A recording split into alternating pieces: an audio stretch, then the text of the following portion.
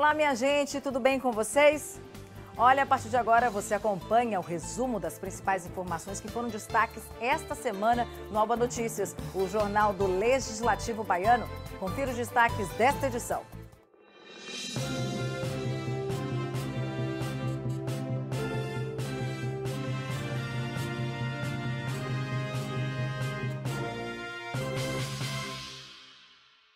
Esta semana, a Comissão de Educação realizou uma audiência pública para a apresentação da TV Educa Bahia. O encontro remoto foi presidido pela deputada Fabíola Mansur e contou com a participação do diretor-geral do IRDEB, Flávio Gonçalves, e de autoridades e representantes da sociedade civil. No ar, há 2 meses, a TV Educa Bahia alcança os municípios dos 27 territórios de identidade no estado e chega a beneficiar mais de 1.835.000 estudantes com acesso a essa programação pedagógica. O diretor-geral do IRDEB, Flávio Gonçalves, falou sobre o funcionamento do novo canal e reforçou a importância dessa ferramenta. Esse é um canal público, gratuito, aberto, disponível 24 horas. Então, significa que os estudantes à noite podem assistir um conteúdo educativo? Podem.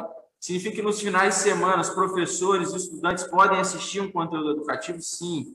Então, realmente é um conteúdo 24 horas, 7 dias por semana, a serviço da educação aqui na Bahia. Com a participação de todos os parlamentares que fazem parte do colegiado de educação da ALBA, o representante da pasta no estado, Danilo Souza, explicou que além da criação desse novo canal de conteúdos educacionais para a rede pública de ensino, também foram desenvolvidos mais 3 projetos para beneficiar essa parcela da população nesse momento de pandemia. Entendendo que nós conseguimos construir um projeto que dialoga com a interação com a TV, com a distância, as grandes distâncias da Bahia, mas trazendo o conhecimento para mais próximo, mais perto da casa de cada um de nós, dos nossos estudantes, dos nossos profissionais. A presidente da Comissão de Educação da Casa do Povo, deputada Fabíola Mansur, falou que esse novo canal de televisão digital é fundamental para dar apoio ao processo de aprendizagem desses estudantes, enquanto não há o retorno das aulas presenciais. Defendemos que temos que envidar esforços para garantir o direito à aprendizagem, que está comprometido em todo lugar do mundo, porque essa pandemia é mundial. Não é uma característica da Bahia.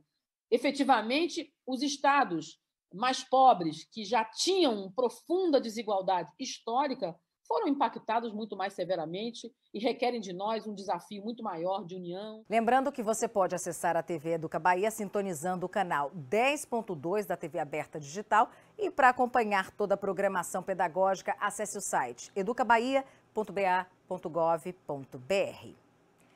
Com a flexibilização das medidas restritivas aqui no estado, a Assembleia Legislativa da Bahia também retomou as suas atividades. Vamos ver?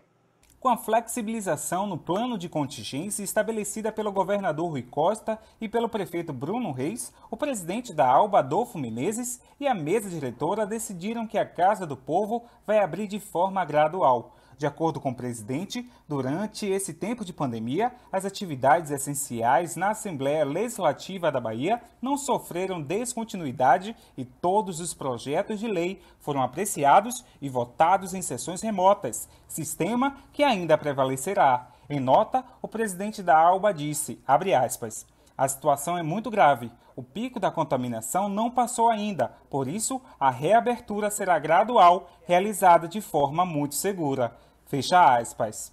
Segundo o superintendente de RH, que também ocupa interinamente a Superintendência de Administração e Finanças, Francisco Raposo, nos setores da casa os funcionários vão trabalhar em regime de rodízio presencialmente das 13 às 19. Os funcionários acima de 60 anos ou que apresentem comorbidades devem continuar em home office. Esse primeiro período, essa primeira semana, vai ser de observação.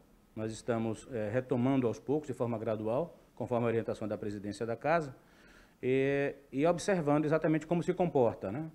Internamente. Neste período a gente não vai receber visitante, é só os deputados com os assessores e mais os servidores nas unidades em que são essenciais ao funcionamento da casa. Os deputados se reúnem normalmente, de forma habitual, até que todos estejam vacinados e aí nós possamos fazer esse tipo de atividade presencial. A reabertura do comércio na capital baiana será em 3 fases. Serviços de saúde, supermercados, bancos, academias e templos religiosos estão com funcionamento liberado.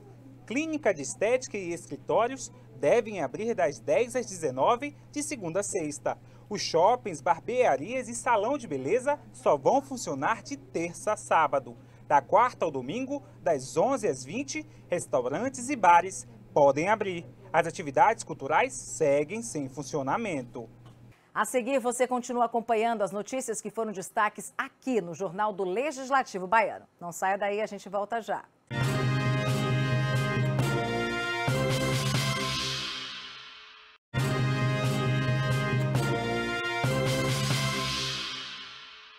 Voltamos aqui com o nosso Alba Notícias. Na última quarta-feira, deputados da Assembleia Legislativa da Bahia se reuniram para debater as alterações da emenda constitucional que congela o salário dos servidores públicos e a PEC, que modifica a organização da administração pública, direta e indireta. A audiência foi promovida pelo deputado Hilton Coelho e contou com a participação de centrais sindicais e de profissionais da educação aqui do estado. A audiência pública realizada pela Comissão de Educação da ALBA foi dividida em 2 painéis. Dando início às apresentações, a coordenadora nacional da Auditoria Cidadã da Dívida, Maria Fatorelli, trouxe como tema principal as consequências que serão impostas à sociedade caso a PEC da nova administração pública seja aprovada. Ainda segundo Fatorelli, as modificações devem promover uma ampla reforma administrativa com efeitos futuros. Ela acarretará congelamento de carreiras, reajuste de servidores, estarão todos prejudicados, concursos também, salário mínimo, benefício previdenciário, tudo congelado, tá? Para atingir a meta.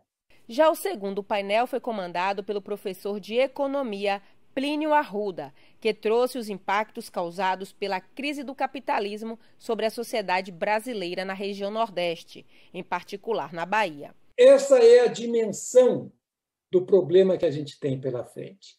E nós vamos viver isto aqui da periferia do capitalismo. E qual é a forma da barbárie na periferia do capitalismo? É a reversão neocolonial. É o aborto do processo de formação da nação. E é isso que nós estamos, que está no pano de fundo do que a gente está discutindo. E é este capitalismo que nós estamos vivendo no momento de uma crise econômica aguda, provocada pela pandemia de coronavírus. O proponente da audiência pública, deputado estadual Hilton Coelho, enfatizou que, entre tantos impactos dentro das 3 esferas de governo, a que mais preocupa as autoridades no país é em relação aos servidores públicos, principalmente aqui no estado. É a defesa do próprio direito, dos direitos básicos da população. Tem um componente, um dos tantos componentes macabros dessa reforma, é que ela simplesmente acaba com o servidor de carreira, a servidora de carreira. Essa é a realidade. Cria 5 vínculos diferentes, né? Um vínculo por experiência. Então, o grosso daquelas pessoas que vão participar, fazem concurso público, são inicialmente aprovados, né? Apenas 1/5 dessas pessoas, de fato, vai ingressar como servidor no serviço público. O grosso dos servidores que passarem a ser servidores públicos serão servidores por tempo indeterminado, portanto, não terão estabilidade. Também na quarta-feira, a Frente Parlamentar em Defesa do Setor Produtivo e a Abrazel realizaram uma carreata para defender a sobrevivência de bares e restaurantes na Bahia. Há 45 anos, Sérgio Bezerra administra o bar que chegou a dar nome a uma banda muito conhecida na capital. Com as restrições, ele e vários empresários têm amargado doses sérias de prejuízos. De acordo com representantes do setor, a proibição da venda de bebidas alcoólicas tem comprometido 75% do faturamento dos estabelecimentos. Por 30% de faturamento, ninguém consegue manter nenhum estabelecimento aberto. É muito simples, gente.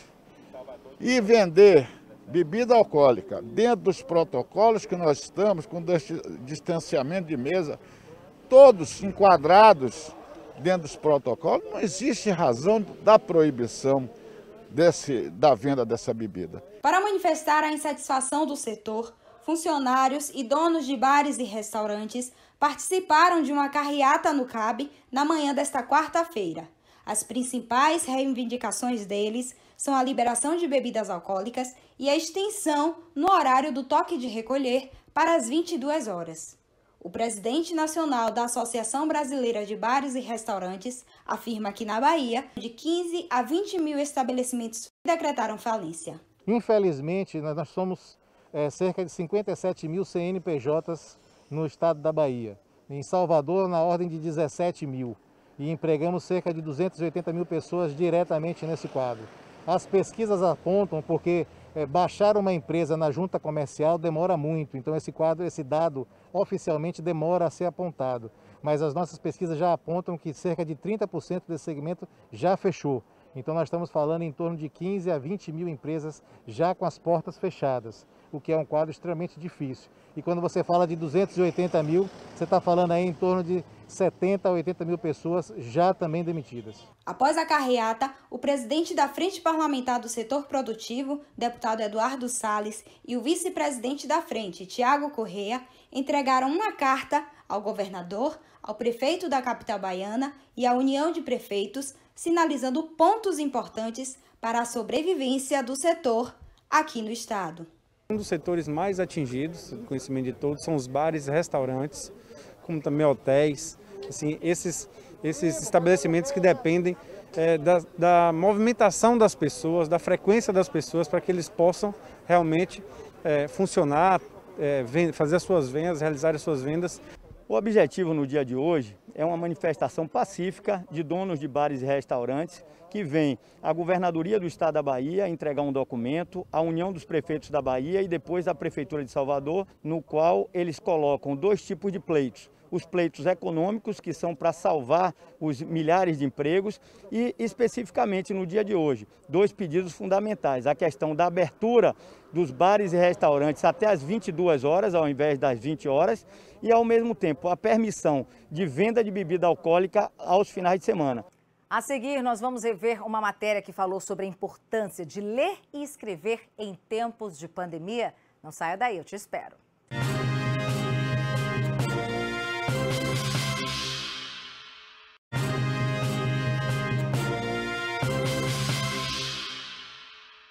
Voltamos aqui com Alba Notícias.